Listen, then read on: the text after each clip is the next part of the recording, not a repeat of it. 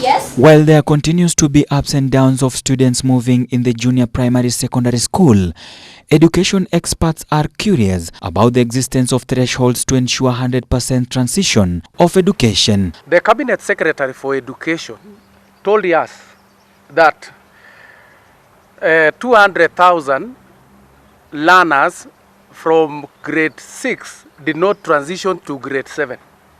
It is in the public domain. But it is very unfortunate that they did not tell us what is the solution in terms of looking for these children, because we know the government is the custodian of public affairs in the communities.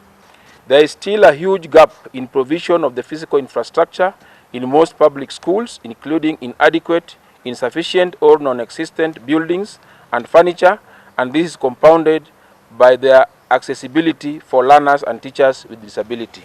According to education enthusiasts led by Elimu Bora Working Group, the current education process may not be sustainable. There is completely nothing going on in most of the grade 7 classes. In these schools, as we've pointed out, the government recruited 30,000 teachers. Only 22,000 teachers remained available for deployment. We also pointed out that these 22,000 are far less than the number of public primary schools. So at the most, we can only be thinking of a school having one junior secondary school teacher. Some of their questions include: was there a proper cost analysis of what it will take to transition to CBC? Why is it that we don't have adequate funds allocated in the recruitment of the number of teachers required to roll out this system? Why is it that there is no adequate budgeted allocation to support the infrastructure development that is required to roll out the junior secondary school?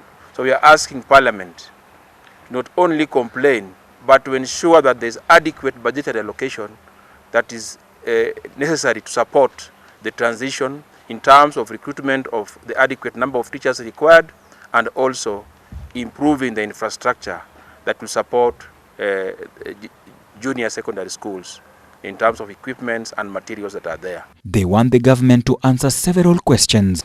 There are credible reports that parents are opting to have their children skip grade 7 to join standard 8, which is basically means moving from CBC back to 844.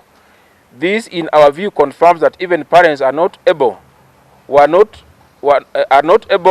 ready and have not been adequately facilitated to transition their children to junior secondary school. Government must forthwith stop using children as pawn by putting them through a chaotic, ill-thought out and rushed to education system.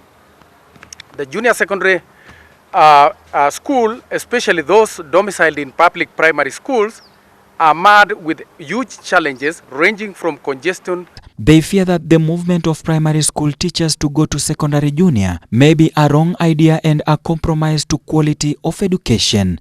So we note that most of the primary school teachers have not been trained for junior secondary school. And I think an action from the government needs to be taken immediately. If you look at the curriculum framework for junior secondary school, particularly grade 7, those 14 learning areas and other 4 electives, we are saying it would be very difficult to have one single teacher handling all those learning areas.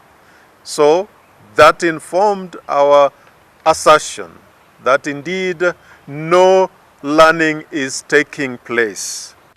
For Ebru TV, Amode Francis.